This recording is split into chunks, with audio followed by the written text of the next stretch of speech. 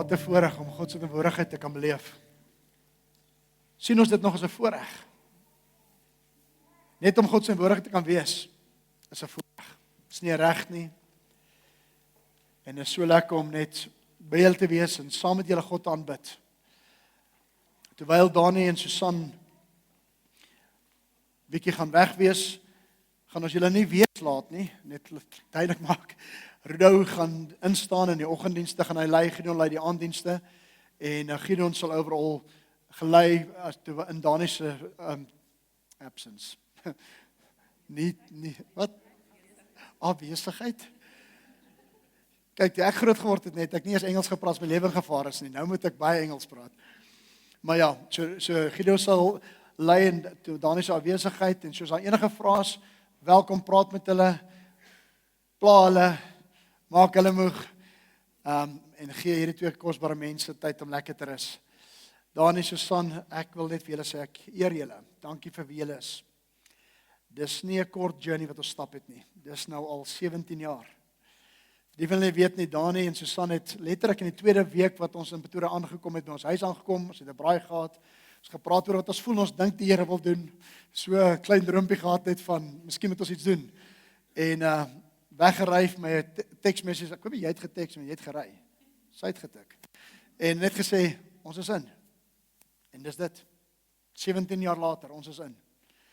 Ek weet nie hoeveel mense het daai woord, en daai diepte van oortuiging van, ons is in nie. Het voel baie keer soos 'n vistank hier in Pretoria, die mense swem van een tank na die volgende tank, maar daar's iets oor om in te wees. Daar's iets om deel te wees, daar's iets om integriteit te hê, om commitment te hê, om iets deur te sien. Huwelik gaan ons deursien, ons kinderopvoeding gaan ons deursien, en hoe die Here ons doen, daar's iets in karakter wat mooi is. En mag ons nooit dit minag nie. Dit is my voorreg om saam julle te bedien vanoggend, en ek wil gaan net, die van my familie ken nie van julle, ken hulle, daar's my pragtige jong vrou, dis nie my seun se meisie nie, is my vrou. Dit lyk soos 'n date, dit was nou met sy matriekafskeid. Daai laaitie was nie 1 jaar gewees nie. Hy was nog voordat ons het ons in Pretoria aangekom, en nou het ons sy matriekafskeid gedoen. Dis net amazing hoe die Here, ek met hierdie twee se dogters, en daai laaitie was ons kinderkerk gewees. Ek dink dit was hulle 3. En vandag is hulle op missions en dien die Here. En wat 'n voorreg dat ons saam kan groei in iets in wat die Here ons geroep het om te wees. Luca is nou graad 5. Hy is 'n lang mannetjie. Graad 5 by Tygerpoort, en Jess maak nou klaar. Gaan volgende jaar by Tuks wees. Hy het so 3 weke, 4 weke terug, toe sê ek vir hom, kom jy kerk toe? Toe sê hy vir my, ja, ek gaan kerk toe, maar ek sien jou kerkie. Ek sê, wat bedoel jy nou? Jy's nie my kerkie. Hy sê, nee, ek is nou by hom Dani in die kerk, ek's nie in jou kerkie. So hy gaan dan na die aanddiens toe, ons het hom nou aanddiens toe geskuif. So ek sal hom vanaand sê, ek sê, jy beter by die kerk wees vanaand, want ek is by jou kerk vanaand. So, en lekker, hy in sy spulpellet ingeskakel, en dit is so lekker om te kan sien hoe ons as 'n familie, ons kinders en ons paas en ons maas en familie en mense kan inskakel en kan deel wees van iets groter, van mense wat hierna verskuif en gaan bly in 'n ander area, in 'n ander wêreld, in 'n ander dorp. Weet jy wat, ons mag dalk iets daar in die gang hê. In Suid-Afrika het ons 76 kerke, oor die wêreld is in 83 lande. Ek is deel van 'n groep van 5 ouens wat kyk na Mission 2029, wat basically praat van die lande waar ons nog nie is nie. Hoe bereik ons die lande waar ons nog nie in is nie? Buite die 83, hoeveel lande is daar in die wêreld? Wie kan my sê?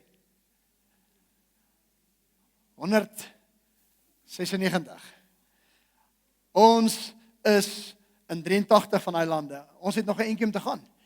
En so ruk terug het Pastor Steve net gevoel in sy hart, die Here sê, kom ons fokus vir die volgende 5 jaar om 20 nuwe lande te bereik. En dit het 'n droom begin raak, Mission 2029. En ons het begin droom en kyk, en toe begin ons oor die wêreld vra. June, ek en June, en daar's een van Dubai, van die Filippyne, 2 van die Filippyne. En ons het begin net kyk, wat gaan in die wêreld aan? Waar het ons iewers 'n kontak? Waar is daai iemand op die grond wat lief is vir Jesus, wat in Ebenezer wat disippels maak, wat iets wil doen? En ons het tot 'n amazing ontdekking gekom dat die 20 lande ons wil bereik, raai in hoeveel lande is ons werkend met iets? Of is 'n persoon of 'n groep of daar's iets in die gang. 54 lande. Buite die 83. En die Here is besig met 'n beweging van sy gees. Ons kyk na die nuus en ons sien wat goed gebeur. Van dit kan ons negatief maak, maar kom ek sê vir een ding. Ons dien 'n God wat nie slaap nie. Ons dien 'n God wat nie beperk word deur politiek nie. Ons dien 'n God wat nie beperk word deur omstandighede nie. Ons dien 'n God wat bo ekonomiese omstandighede leef. Ek was 2 weke terug in Uganda gewees en saam met Ronnie op die strate van Uganda geloop en gekyk wat die Here doen in Uganda. En die Here is besig met sy kerk om oral oor die wêreld dinge te doen. 2 besigheidsmanne ingevlieg en ons het so 'n bietjie 'n nuwe uitreiking in 'n nuwe omgewing waar Ronnie wil plant. Het ons iets anders probeer in Afrika om te sê, sonder dat ons ingaan om te gaan mission, weet of om iets te gaan doen as besige mense, hoe help ons om in gang te kom, kom ons gaan bereik die besigheidsmanne in die omgewing en ons rus hulle toe om sterker te raak, dat hulle eintlik die fors raak agter die kerk lokaal. Want ons wil nie kerke afhanklik maak nie, ons wil kerke selfstandig maak. En ons het vir eers keer 'n besigheidssymposium gehou in Uganda en toe nooi ons net mense. En ons sê as daar 10 besigheidsmense kom, great, dan leier ons hulle op en ons doen iets met hulle, ons lei hulle die Here toe en toe daag daar 45 op. En ons begin met hulle deel en aan die einde van die dag toe staan 18 van op en sê hoor, ons wil deel wees, kan ons in 'n klein groep deelneem. En die Here is besig oor die wêreld. Ek kan vir julle die hele oggend besig hou met stories en getuienisse van deure wat die Here opgemaak het. Ons Ronnie Bell, 'n vriend van hom wat in die regering werk.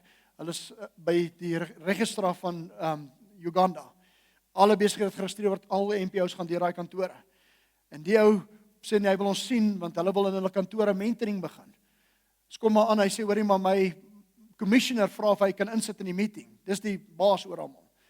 Ek sê nee, hy kan insit en ons begin met hierdie deel en die Here gee my profetiese woord vir hom.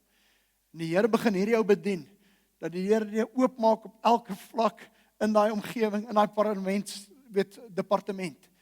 En dis net omdat ons daar was. En ons praat vandag eintlik in hierdie hele maand oor reach. Wat is reach? Reach is ons mandaat wat God vir ons gegee het om, terwyl ons die vryheid het hier om God te geniet en God te beleef, terselfdertyd 'n verantwoordelikheid het om die evangelie te vat na hulle wat nie Jesus ken nie. Ek en jy sit vandag hier so en ons is die wat bevoordeel is wat deur vorige missionaries wat na hier toe gekom het, sendinge wat Suid-Afrika toe gekom het van ander lande wat vir ons die evangelie gebring het. En dis hoekom ek en jy vandag hier sit. Nou ons is generasies later en mense raak baie maklik vinnig familier net, o ja, dis maar net so in ons stad en ons se Christenland, maar ons vergeet bietjie dalk waar kom ons vandaan en is daai ouens selfsugtig gedink het ek en jy dalk nie hier gesit nie. En as gevolg van hulle vrygewigheid en hulle onbaatsigtigheid het hulle na ons toe uitgereik. En dis wat Reach ook oor gaan. Elke ou kan bid. Almal sê ek kan bid. Almal gaan dalk nie kan gaan nie, maar ons hoop jy gaan. En ons hoop jy gaan 'n plek maak, al gaan nie net op 'n kort mission in Suid-Afrika. Daar's iets wat aan Harry Smith in die gang is, ons het 'n vision aand gehad en daar's 'n groep mense in die gang is. Dis 'n naby mission. Daar's plekke wat in Suid-Afrika en ander plekke gaan wat jy kan gaan. En almal van ons kan gee. Dis die hart agter dit, sê Here, hoe gaan ons saamwerk om dit te sien, realiseer dat ons die nasies kan bereik, terwyl ons aanhou Linwood bereik, en ons is hier in Linwood Laerskool, en dan is ons in hierdie hoërskool, en ons gaan al daai goed aanhou doen, maar terselfdertyd mag ons die nasies bereik. Nou mense vra my baie keer, Philip, hoekom doen ons albei? Hoekom doen ons nie eers Pretoria, en dan doen ons Johannesburg, en dan, want as ons net eers Pretoria doen, sal ons dit nooit doen nie. Want ons gaan nie Pretoria bereik voordat ons dood is nie, en dit gaan ook nie gebeur met die volgende 5 generasies nie, want dit is nie hoe God werk nie. Terwyl ons in Pretoria werk, sê die Bybel, gaan ons na Jerusalem, Judea, Samaria, tot die eindhoeke van die aarde. Hoekom? Want die persoon wat nou in Portugal uit julle kerk op mission is, kom terug. En daai persoon is 'n ander mens. Dis 'n ander bousteen. Die persoon wat nooit gaan nie, sal nooit gaan nie. In die kop van 'n hart, en as jy dink aan nasies nie hart het nie. En dit beteken mens kan so maklik begin bou dat ons letterlik geïsoleerd wegbou en nooit hart ontwikkel vir die nasies nie. As ons gaan, wat gebeur in ons harte, maak dit ons anders bou. En as iets wat hier gebeur, soos ons aanhou bou, gaan ons weer gaan. En saam met dit is ons soos Jakobus wat gaan, is 'n uitreiking van ons kant af. En ons hou aan saam hulle stap. Daar's iets wat in ons harte gebeur. En ek vertrou vanmôre soos wat ons bedien, waar ons vandag praat na die manifest, bereik die volgende generasie. If you reach the campus, you change the nations. When you change the campus, you change the nations. As ons kinders verander die land. Toe ek in Utrecht was in Junie, het ons met Philip begin praat en Kobie sê vir my, Philip, ons is by die skool en ons laai maatjies op by die skool en die mamma vra vir my of die kinders by ons kan kom speel in ons huise, maar sy vra nie eens my naam nie. Sy vat net my nommer om seker te maak die kind kan afgelaai word. Glad nie oop om in die huis in te kom nie. So die ouer mense sukkel om in die huise in te kom waar die kinders speel in daai huise. Ek sit by Philip, ek so 'n klein Nederlandse dogtertjie wat daar speel om te sien hoe die twee kies met mekaar Nederlands praat. En sy speel in die huis. En hy kan by hulle gaan speel, maar daar's nog nie oop deure vir die ouers nie. Ek sê vir die gemeente op daai Sondag, ek sê have a long-term vision. Droom groter. Jou kinders, julle is dalk nie in die kultuur nie. Jou kinders is klaar Nederlanders. Maak seker jy lê die regte fondasies. Binne een generasie is ons binne in die generasies, binne in die nasie. En jy kan al hoe meer daar gaan. Dis so belangrik hoe ons kinders grootmaak. Kom ons kyk wat Psalm 78 vers 1 tot 8 sê. Psalm 78 vers 1 tot 8. Luister na wat ek jou leer, my volk. Luister aandagtig na wat ek sê. Ek gaan 'n gedig voordra. Ek gaan julle lei in geheimenisse uit die verre verlede. Wat ons gehoor het en ons weet, wat ons vaders ons vertel het, sal ons vir ons kinders nie verswyg nie. Ons sal aan die volgende geslag vertel van die rykdom, die roemryke dade van die Here en sy mag, van die wonderdade wat hy gedoen het. Hy het aan Jakob sy voorskrifte gegee, aan Israel sy onderwysing. Hy het ons voorvaders beveel om dit aan hulle kinders bekend te maak, sodat die volgende geslag dit kan weet en die kinders wat nog gebore sal word, dit weer aan hulle kinders kan vertel. So sal hulle dan op God vertrou en nie vergeet wat hy gedoen het nie, maar gehoorsaam wees aan wat hy beveel het. En nie wees soos die vaders nie. Die was opstandig en ongehoorsame volk, 'n onbestendige geslag wat nie aan God getrou was nie. Die Here seën sy woord. As jy kyk na hierdie stuk, en ons praat vandag van die mandaat vir die volgende generasie, die hart vir die volgende generasies, die hart vir hierdie kindertjies wat hier uitgestap het. Ja, hulle is dalk net 5 jaar oud, maar hoe belangrik dit is dat ons die fondasies op hul harte vasmaak. As mens later in die lewe kyk en jy sien kinders wat op 'n ouer ouderdom dalk wegbeweeg van God af, dit is 'n pyn in 'n ouer se hart. Ek dank die Here vir my ouers wat van kleins af die hoogste waarde in ons lewens was nie finansiese en geldelike voorsiening nie. Die hoogste waarde in ons lewens was God. En vandag kyk ek terug en ek eer my ouers vir dit. My pa sal by die Here, my ma leef nog sterk. Maar wat sê die skrif vir ons? Daar's 3 goed wat ek wil uitlig. Die eerste ding is, God se waarheid moet oorgedra word. God se waarheid moet oorgedra word. Die waarheid moet vasgemaak word in kinders se harte. En ek en jy het verantwoordelikheid. Die skrywer begin, hy sê, luister mooi, luister my volk. Luister aandagtig, gee oor, gee aandag op hierdie oomblik. Hy sê, ek gaan vir jou dinge vertel wat soos 'n raaisel is. En die gewone mens verstaan nie die dinge van God nie. Die gewone mens wat maar net godsdienstig is, hy mis daai diepte van God. En hy sê, en gaan hierdie dinge, is nie net nuwe goed nie. Gaan kyk bietjie baie keer hoe mense nuwe goed uitbring en nuwe gedagtes. En meneer Botha het ook nou weer sy gedagtes gedeel met ons. En ek meen, en hoe die nuwe goeders disconnect van die verlede, dan kan jy dadelik vir sê, wag 'n bietjie, hier's fout. Niks is nuut nie. Alles wat ons leer, is in die grondlegging van die aarde ingesit. Alles wat ons leer is deel van 'n beginstorie, wat nie ewe skielik hier 'n spaaitjie van 'n nuwe storie nie. Dis dieselfde stories jy deur die Bybel lees. Dit is die God wat geskaap het en die eienaar van alles is. En hierdie God wat lief is vir die mens en die mens wat afvallig raak. En konings kom en konings gaan. Mense staan op en mense gaan. As jy deur die Bybel lees, gee my gou een hero in die Bybel. Adam. Mens. Moses. Mens. Dawid, mens. Daar's net een hero deur die hele Bybel. Jesus, sonder sonde. Die hele storie is 'n storie van mense. Hoe God genadevol met sondige mens werk en aanhou met mens werk en hy sy redemption plan, sy bevrydingsplan, sy reddingsplan van die begin af reg deurvoer tot die einde toe. En ek en jy kan rus in dit. Niemand kan dit verander nie. En in hierdie storie het ek en jy 'n geleentheid en ons het 'n oomblik wat ons saam in hierdie geleentheid speel. Hy kom en hy sê vir ons, luister mooi, van die ou tyd af, dieselfde storie wat ons bring. Die vraag vandag is, na wie luister ek en jy? Wie daai invloed op ons? Wie bepaal ons gedagtes? Ons praat oor nasies. Okay, wie bepaal hoe jy dink oor nasies? Ons praat oor God se koninkryk. Wie bepaal hoe lyk God se koninkryk? Wie se stem luister ek? As ons praat van, jy weet, kerk, en baie mense het hierdie opinie en daai opinie. Dis okay om opinies te hê. Die vraag is net, na wie luister ek en jy? Vir wie is ons ore oop? Wie vorm ons denke? Wie vorm ons gedagtes? Wie is daai een wat vormerend in ons kinders se lewens is? Die vraag is, wie luister ons kinders na? Wie vorm jou kinders se ander verstaan van God? Wie vorm jou kinders se geloof en se as jy nie meer daar is nie, wat gaan hulle doen? Ons dien 'n God wat sê, my naam is, ek is. Nou vir die wie weet nie, ek is het geen definisie nie. As ek nog vir jou sê, dis Rudo, dan gaan jy my sê, dis seker nie 'n Duitser nie. As ek vir jou sê, dat, jy weet, as jy 'n naam gee, bietjie vir jou konteks van 'n kultuur of 'n agtergrond, ons noem nou nie meer Philip V nie, want dit is bietjie, dit was seker in daai era gewees. Jou naam gee jou so bietjie 'n paar goed weg. God sê, my naam is ek is. Ek is wat? Ek is. Voelsop. Ek is wie ek wil wees. Wat ek is. Ten ander tye. Niemand beskryf my nie.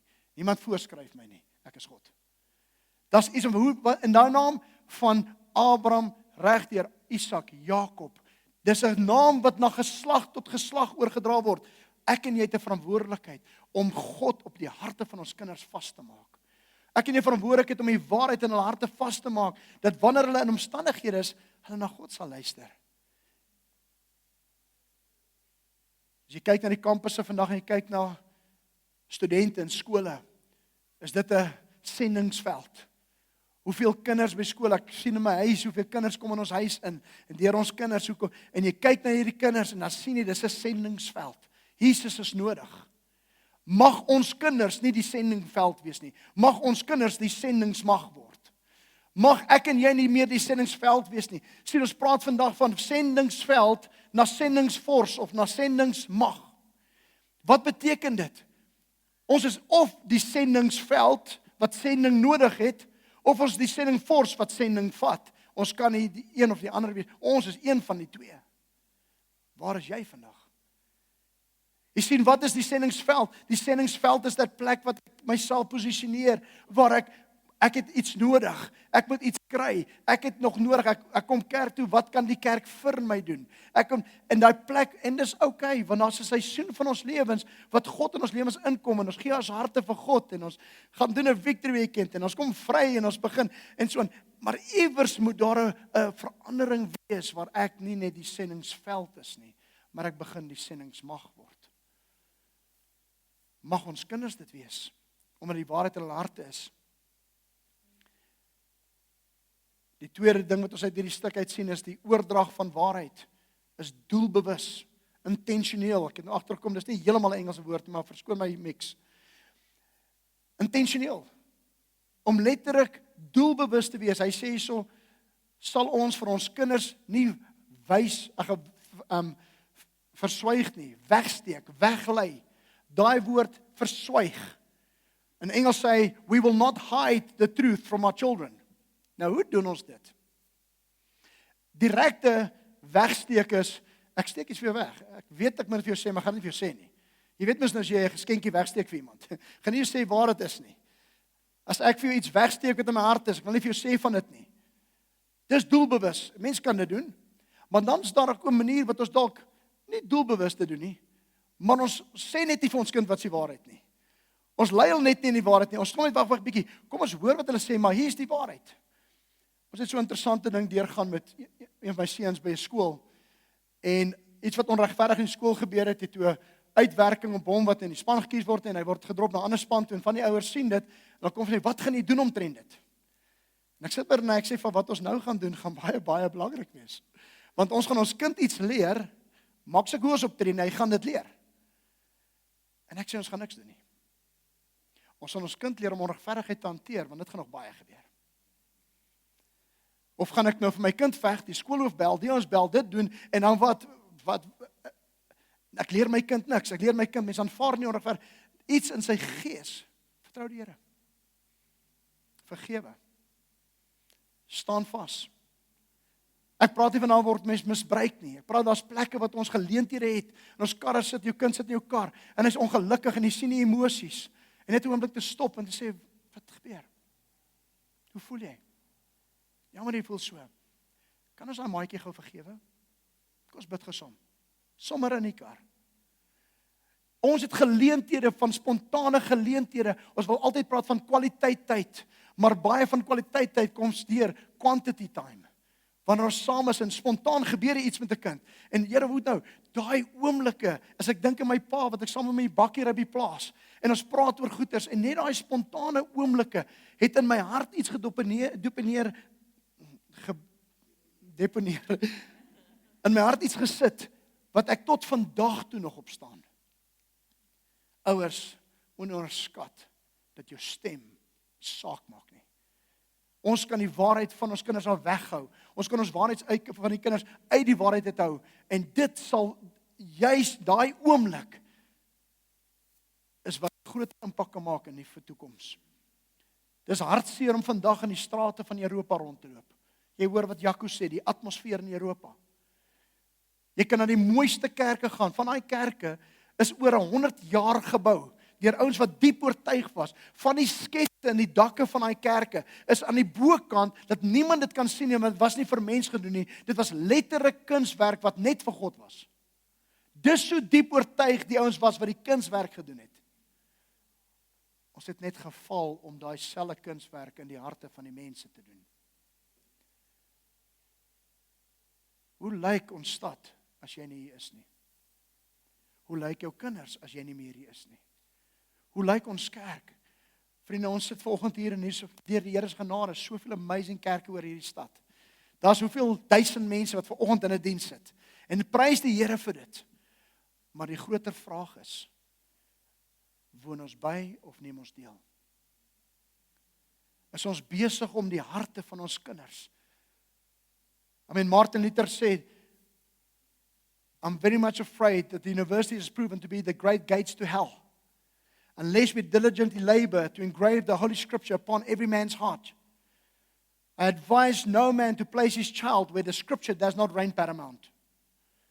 Daar's iets van die woord van God, wanneer ons nie daar is nie, en ons kinders sê die woord, hulle het self daai woord, hulle kan 'n besluit maak gebaseer op die woord, hy kan reageer volgens die woord, en hy kan die woord van God, is dit wat hom standvastig maak, wanneer pappa en mamma nie daar is nie. Dis wat God ons roep. Maar om dit te doen, moet ons doelbewus wees. Die hele woord wat hy praat van hide, kom van die woord kashad, wat beteken om af te sny, om te vernietig. Al hoe ons die volgende generasies vernietig, hou net die waarheid weg van hulle. Hoef niks verder te doen nie. Moet net nie van die waarheid gee nie. Moet net nie intentioneel met jou kinders wees nie. Moet net nie moments vat en oomblikke vat sê, kom ons praat gou hierdeur, kom ons bid saam. Okay, jy en Boetie, ek sê vir my 2 seuns, hulle is 7 jaar verskil. En dit was maar net toe die Here dit vir ons uitgewerk het. Nou 7 jaar is groot. Die 11-jarige dink hy is 18 en die 18-jarige vergeet die ander een is 11 jaar. So dit veroorsaak baie keer dinamiek. En dan sê ek vir hulle, dis nou so, julle is boeties en dis nou maar dit. En julle gaan mekaar vind. Sit daar in die kamer tot julle klaar gepraat het. Ek weet julle jare verskil, God het dit so bepaal en dis die vorming van God vir julle twee. Wat ons het nie 'n opsie, ons gaan nie verhoudings breek nie. Ons gaan mekaar vind. Want as jy dit nie veilig in 'n huis kan leer nie, as jy nie jou kinders met liefde in die huis dissiplineer nie, sal die wêreld jou kinders buite die huis sonder liefde dissiplineer. Daar's iets omtrent God wat ons roep na 'n plek toe, wat ons intentioneel is hoe ons dinge doen. Ons doen dit doelbewus. Om die wêreld te bereik, begin deur eerstens ons kinders te bereik en ons kinders te disipel. En hoeveel van ons het nie maatjies van ons kinders wat in ons huis inkom nie? Ja, hart breek baie keer. As ek wanneer die kinders na huis in sien, ek begin met hulle praat. Daai een kind sê vir my, oom, my pappa het nog nooit met my hieroor gepraat nie. Dan breek my hart. My seun kom Sondag my sê, pappa, hulle het ding by skool deurgaan. Hy sê, ek wil net vir pappa dankie sê, dat ons oor hierdie goed kan praat en kan saam bid. Daar's baie min van my maatjies wat sy pappa en mamma dit doen. En ek praat nie van ons wat nie kerk toe gaan nie.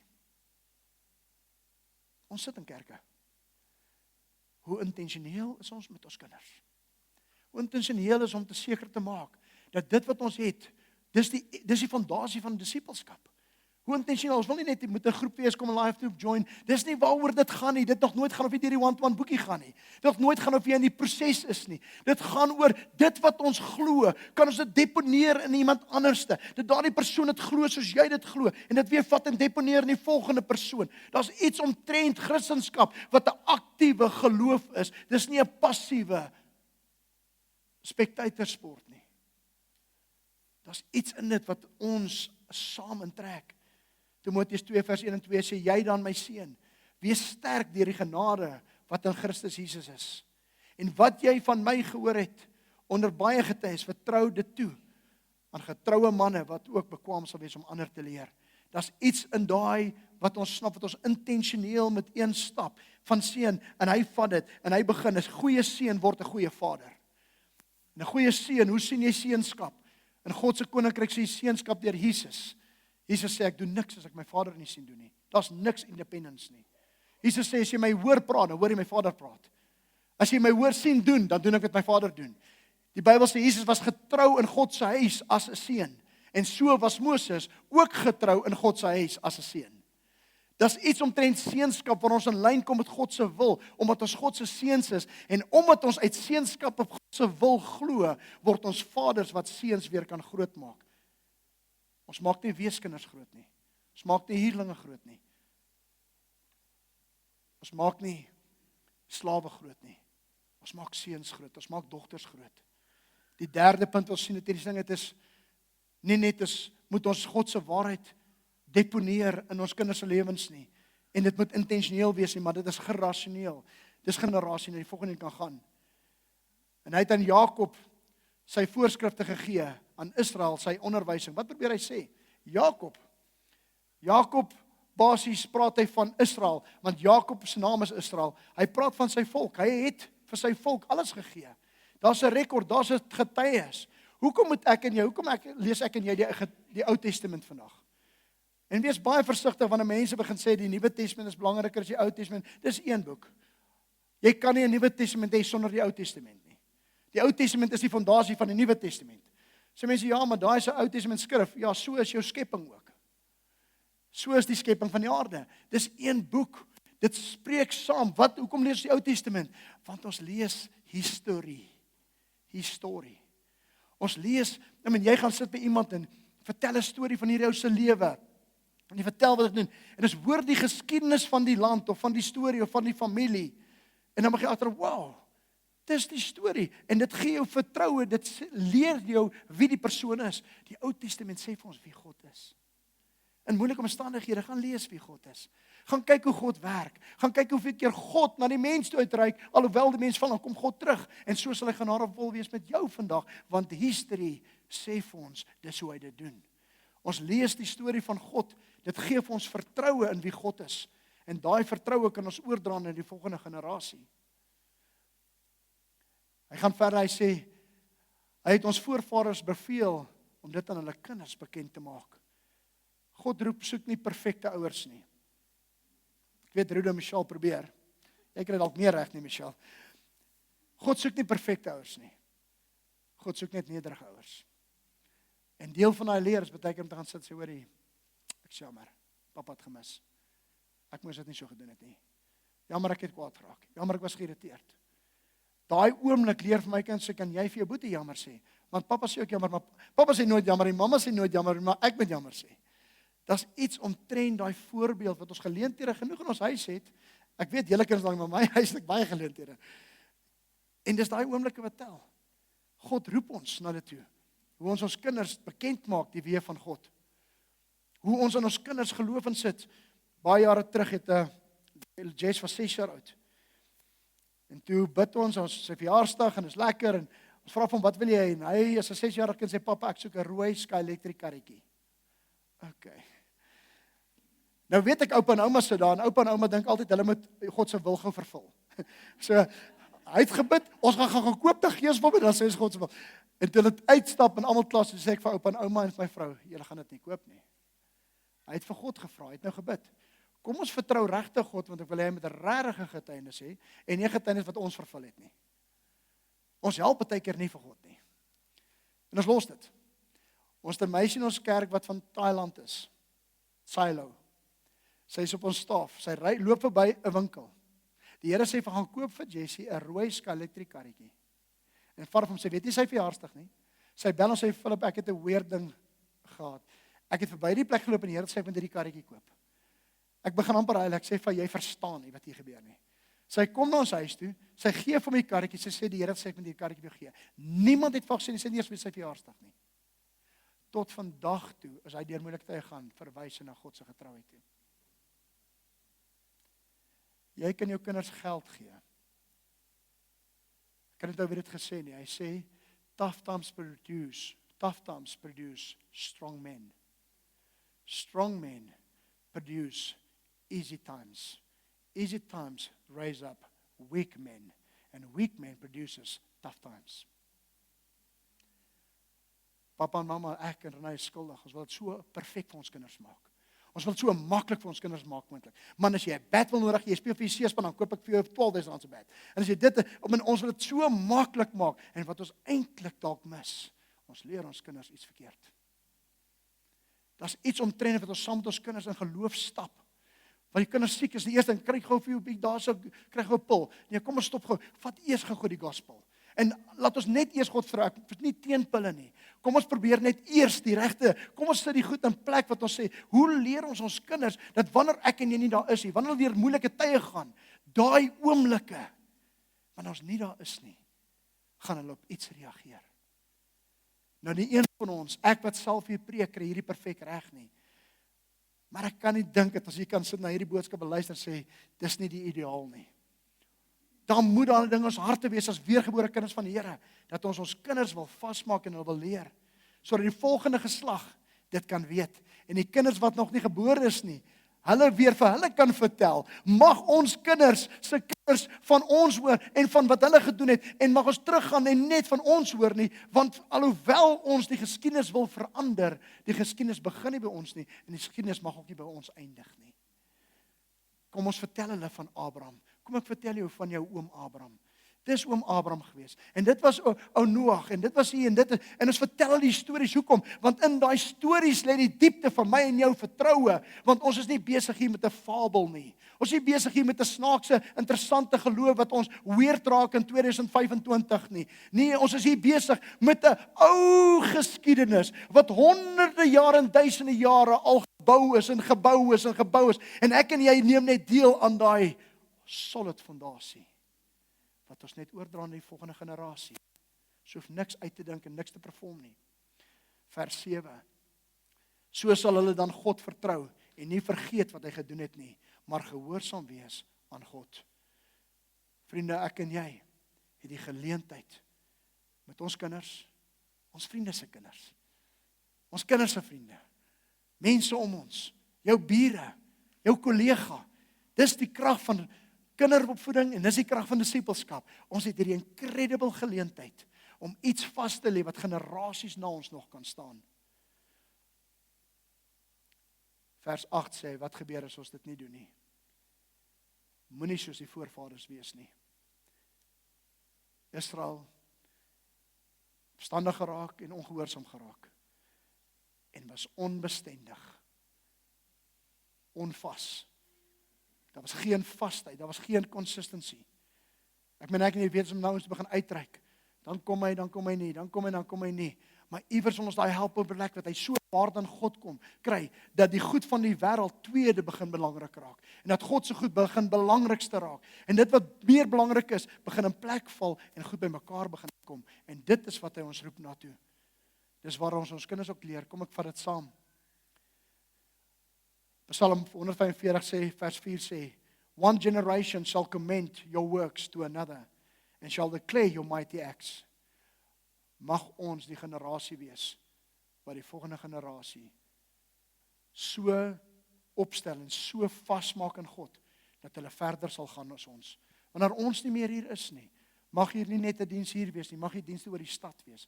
Mag nasies gebruik word en al hoe dit gaan gebeur is wat ek en jy nou doen, maak saak. Hoe ek en jy nou leef, maak saak.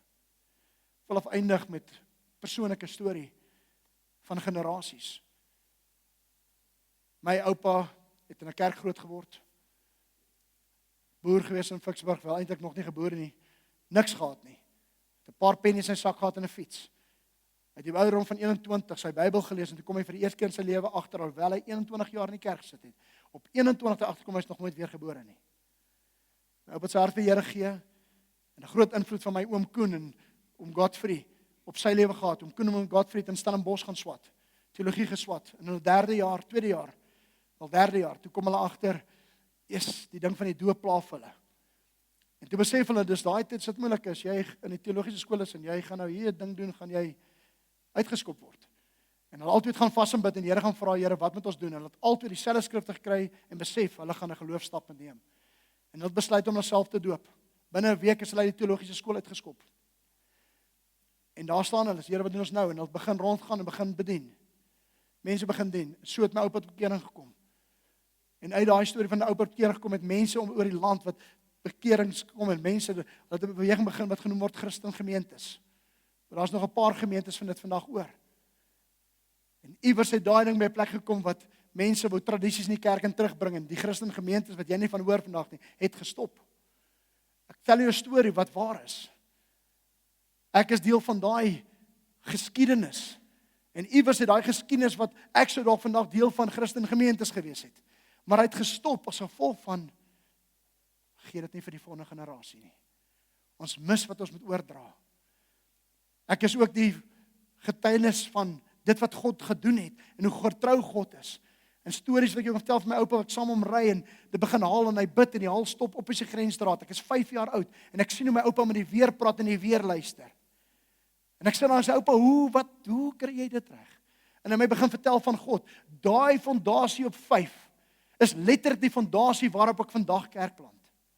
Dis letterlik die fondasie waarop ek vandag mense na die Here toe lei. Dis nie op aksies nie, dis nie op strategieë en metodes nie. Daai kom na die tyd. Dis op die geloof dat God getrou is. Op die geloof dat God in jou lewe kan werk. Dat God jou kan gebruik om jou kinders te verander. Dit is nie die bonatuurlike mense wat God gebruik nie. Dis natuurlike normale mense soos jy wat die waarheid glo.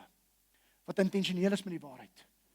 En wat dit produseer om jou kinders harte vas te maak. Papa, mamma, die kerk is nie verantwoordelik om jou kind groot te maak nie. En so ook nie die skool nie. Ek en jy is geroep, so die voorreg my kinders groot te maak, en die kerk help, en die skool kan baie keer ook help, baie keer nie. Maar dis die geleentheid wat ons het. Ek bid dit vanoggend, ons sal sê, Here, ons is 'n God van generasies. Mag ons kinders se kinders se kinders die Here dien, omdat ons intentioneel was met wat ons vandag doen. Mag die toekoms van Europa nie ons toekoms wees nie. Mag die easy times en die welvaart en koop wat ons kan koop nie veroorsaak dat ons kinders geen waarde meer het en hulle verloor wat ons gekoop het en hulle verloor wat ons gespaar het. Want ons het vergeet om die regte fondasie te lê. Baie dinge is belangrik. Wees versigtig wanneer belangrike goed die belangrikste raak, dan skop afgoderry in. En afgoderry het nog nooit 'n kind gehelp nie. Here, dankie dat U met ons is. Dat ons 'n oomblik kan vat en dit kan stil raak. Van julle sit volgende hier en jy sê, maar vol ek het nie die geskiedenis wat jy het nie. Waar begin ek? Jy kan die storie oorskryf. Dit begin by jou. Kom maak jy 'n besluit vandag en sê, van vandag af, gaan ek die geskiedenis begin. Ek gaan hierdie ding draai in my familie. My oupa het dit gedraai vir ons. En ek is my oupa ewiglik dankbaar. Hoekom word jy nie daai oupa nie? Hoekom word jy nie daai ouma nie? By jou begin dit. By jou begin die waarheid. By jou begin die draai. En nou sê Here, hier begin ons nuwe geskiedenis van hierdie familie se legacy. Wat ons gaan nalat. God soek nie perfekte ouers nie. Soek net nederige ouers. Nederige mamma, nederige papa, nederige disippels. Vader, dankie dat ons vandag U nuwe genade oor hierdie mense kan toespreek. En Vader, dankie dat U ons wysheid gee. Ons het nie altyd die wysheid nie. Dat ons kinders in ons huise, onperfekte huise, 'n perfekte God sal ontmoet. 'n Perfekte God sal weer voor lief raak, wat hulle gehoorsaam en aanbid. En 'n perfekte God wat hulle wil dien vir die res van hulle lewens. Ek sien elke huis hierso. Ek sien elke familie, ek sien elke persoon hier, Here. Mag die guns van die Here op hulle lewens wees. In Jesus naam. Amen.